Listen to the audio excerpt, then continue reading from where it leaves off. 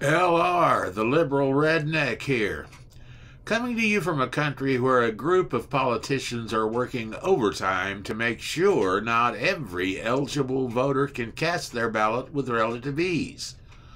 Two acts designed to make this happen, the Freedom to Vote Act and the John Lewis Voting Rights Advancement Act, have already been passed by the House of Representatives, but are facing an uphill battle from the Senate, thanks to the efforts of two marginal members who were elected as Democrats but choose to align with Republicans on this long-needed change to our electoral process. Democrats want the election process to be user-friendly. Republicans want the opposite. Since they are outnumbered in the general populace, they want to make voting as difficult as possible.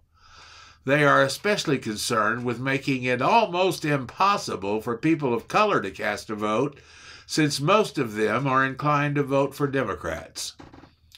Since not a single Republican senator supports either of these acts, the Democrats are hoping they can overcome this obstacle with their razor-thin majority.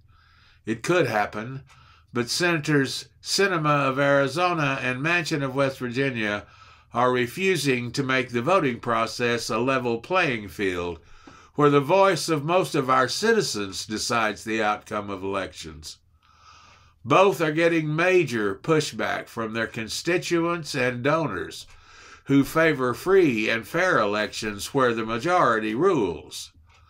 They are afraid of a process that would force political candidates to listen to what their constituents want instead of what their rich campaign donors want. The Voting Rights Act and the John Lewis Voting Rights Advancement Act do not favor a particular party. Instead, they favor American voters by enforcing majority rules. They eliminate voter suppression, gerrymandering, and dark money, negative tools employed by Republicans who do not favor majority rules, as evidenced by their attempts to overthrow the 2020 presidential election, where their candidate lost by more than 8 million votes. They attacked our Capitol on January 6 to steal the electoral votes declaring Joe Biden the winner. They sent in forged election results declaring Trump the winner. They conducted illegal audits of election results to try and make the outcome different. The racist bigots in charge of the Republican Party do not want a democracy because they would lose all their power. They want an oligarchy like the one set up by our slave-owning founding fathers, where only property-owning white men were allowed to decide the future of our country. There will never be a free and fair election in our country until these acts are passed.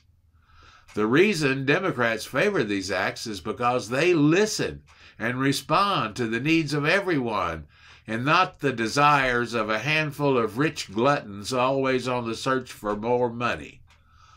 The way things stand today, our only alternative is to overcome all the Republican obstacles to voting by overwhelming them with the largest voter turnout in the history of our nation in 2022.